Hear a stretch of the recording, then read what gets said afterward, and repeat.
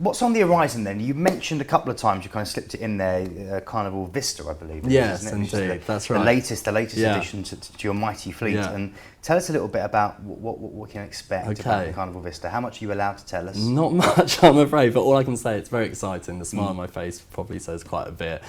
It's a 130,000 tonne ship. Okay. It's going to be going on sale in 2015, so we've got a few more months to wait, but it's, when it comes on sale, there's a lot. It's obviously jam-packed with the FunShip 2.0 features, and I've only talked about a few of them today. There's obviously a whole raft of other initiatives as well. We're not sure exactly on deployment yet, but we definitely think it's going to be something, well, it's all been done on customer feedback of what they want to see, carry on seeing from Carnival, and what they want also for the future. We're very excited about it, and I'm afraid, Keith, all I can say at this point in time is watch this space, but it's going to... It's top secret, I understand that. But okay. that will 25 ships, that will be, yeah. And so, we continue our broad appeal in formal cruising. Okay, so what else beyond the kind of secret launch of Carnival Vista in 2015 when it goes on sale? What else beyond there? Have you got there new itineraries planned? Are there new deployments planned? Maybe a Carnival ship coming over to the UK at any point? Anything like that? Okay, so we continue to invest in our ships, that's for sure. The FunShip 2.0, just to give you an idea, in the from 2014 to the end of 2014, we would have spent $500 million investment, and that's making sure the FunShip 2.0 features are on all of our ships.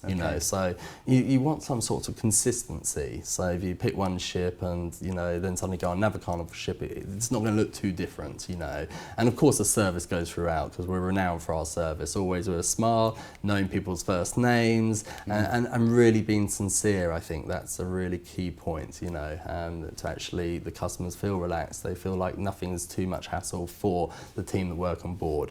Okay. But some of the feedback, and this is, again, I keep talking about customer feedback, but this is what is so important, because it's not what we think. We shouldn't be the architects of this holiday experience. We should let the customers do the voting, let the customers do the talking, and if we can do it and they want it, we will do it. And that, I think, is why we continue to get lots and lots of people coming on our ships. So some feedback not so long ago was, what would be great? Your entertainment playlist productions is fantastic, and we love the tribute bands, and we get up in the aisles and we start singing, and quite a few customers said this. They love the Beatles, they love the Who, and they love some of the American bands as well.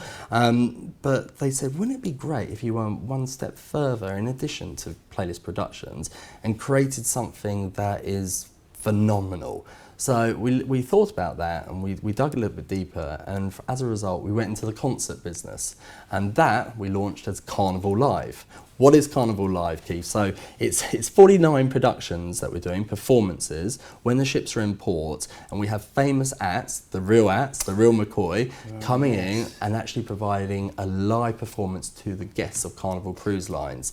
You do have to pay for it, but my gosh, it's worth the money. It's $20 up to $100 for a VIP experience.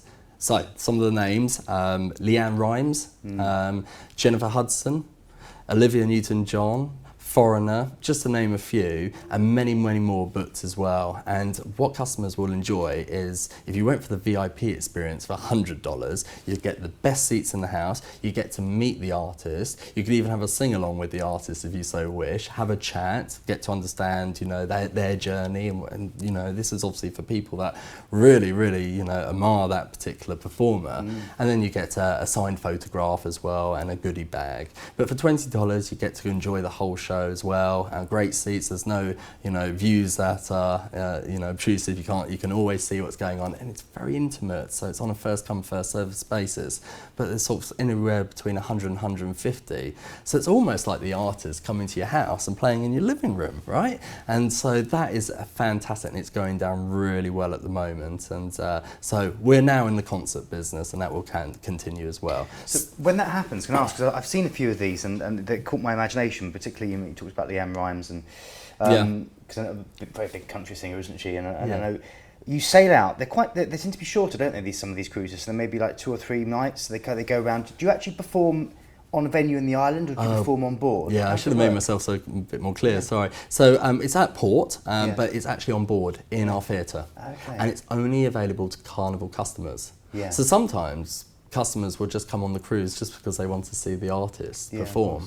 And they may never have thought about a cruise before. And then they realise, oh my gosh, that you can do all these other things on a cruise, and that's great as well. So I think really, you know, with Carnival Cruise Lines, it's just keeping relevant, making sure that we are packed with innovation, ideas, and things that people actually want to do.